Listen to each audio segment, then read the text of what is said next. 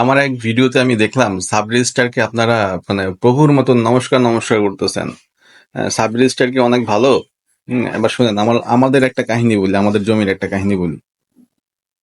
কাহিনীটা হচ্ছে, আমরা এক ভদ্রলোকের কাছ থেকে একটা জায়গা কিনেছিস, 2.5 কাঠা জায়গা, 2.5 কাঠা থেকে একটু কম। তো এই 2.5 কাঠা জমির মালিক হচ্ছে এরা দুইজনই হচ্ছে প্রবাসে থাকে, সিঙ্গাপুর থাকে। তখন এই জায়গাটা তারা বিক্রি করবে। তো বিক্রি করার জন্য কথাবার্তা ফাইনাল ঠিকঠাক। এখন ওই এক প্রবাসী হচ্ছে জায়গাটা তার বাবার নামে কিনছে, আর একটা হচ্ছে ওই প্রবাসী সিঙ্গাপুরে ওনার নামে, অর্থাৎ একজন বাংলাদেশি দেশি আর একজন প্রবাসী। তো ওনরা যেটা করছে, ওনাদের যে জায়গার মূল দলিল সেইটা উঠাইছে এবং নকল কপি এটা প্রথমেই দিয়ে দেয়। এখন যেদিন রেজিস্ট্রি করতে যাব, তো জমি কেনার আগে আমরা তাকে বলছি আমাদেরকে মূল কপি দেখাইতে হবে। তো ওনরা কয়েকদিন সময় নিয়ে এটা আমাকে দেখাইতে পারে নাই।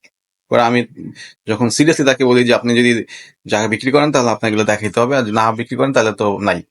পরে উনি বয়স্ক লোক, উনি বললো, বাবা আমি তো মূল জমির কাগজ সদর থেকে উঠাই নিয়ে গেছি, কিন্তু এখানে এটা খুঁজে পাচ্ছি না। যেহেতু মূল জায়গার জমির কাগজ খুঁজে পাচ্ছে না, মূল দলিল, তার মানে এখানে কিছু ঘাপলা আছে। এটা আমার কাছে প্রাথমিক পর্যায়ে মনে হয়েছে যে এই মূল দলিল দিয়ে, মূল নামজারি দিয়ে কিন্তু ব্যাংকে জমি মর্টগেজ রাখা যায়। তারপর আমি যেটা করেছি, এটা আমি ব্যাংকে তালাশি দিছি। আমার কিছু টাকা খরচ হয়েছে এবং রেজিস্ট্রি অফিসে তালাশি দিছি, কারণ ব্যাংক যখন মর্টগেজ করে তখন সে কিন্তু রেজিস্ট্রি করে নেয়। তখন আমি দেখলাম যে না, আসলে উনি যেটা বলছে এটাই সত্যি, উনি কোনো কোথাও মর্টগেজ করে নাই, কোনো লোনও নেয় নাই, ওইটা মূলত উনি হারাই ফেলছে। এখন যখন আমি মানে রেজিস্ট্রি করতে গেলাম, মানে আমি মেনে নিছি যে আপনার মূল কপি আমার দরকার নাই, যখন আমি রেজিস্ট্রি করতে গেলাম, তখন আপনারা যারা সাব রেজিস্ট্রারকে মানে পবিত্র মনে করেন, ফুলের মতো পবিত্র মনে করেন, তখন তার আসল চেহারা উঠে আসলো। এখন সে বলেছে মূল নামজারি এবং মূল দলিল ছাড়া সে রেজিস্ট্রি করবে না। এই কথাটা আমাদেরকে কে বললো?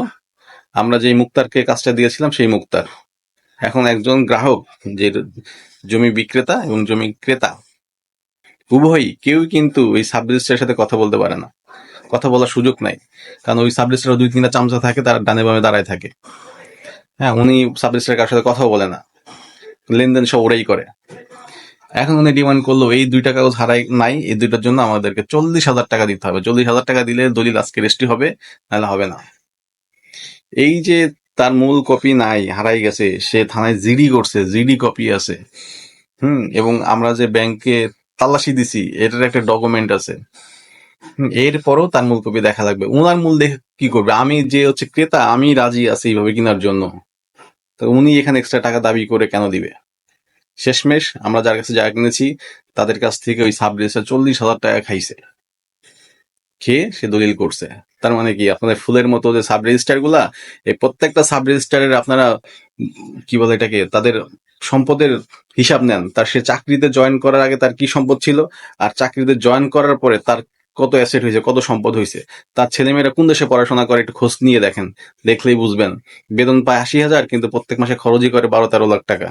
প্রত্যেকে সেগুলা টাকা মানুষকে বাড়াই ফালায় হচ্ছে সাব রেজিস্ট্রাররা টাকা খেয়ে থাকে। ধন্যবাদ সবাইকে, ভিডিওটি শেয়ার করে দেন, সবার জানা উচিত সাব রেজিস্ট্রারদের আসল চেহারা কি।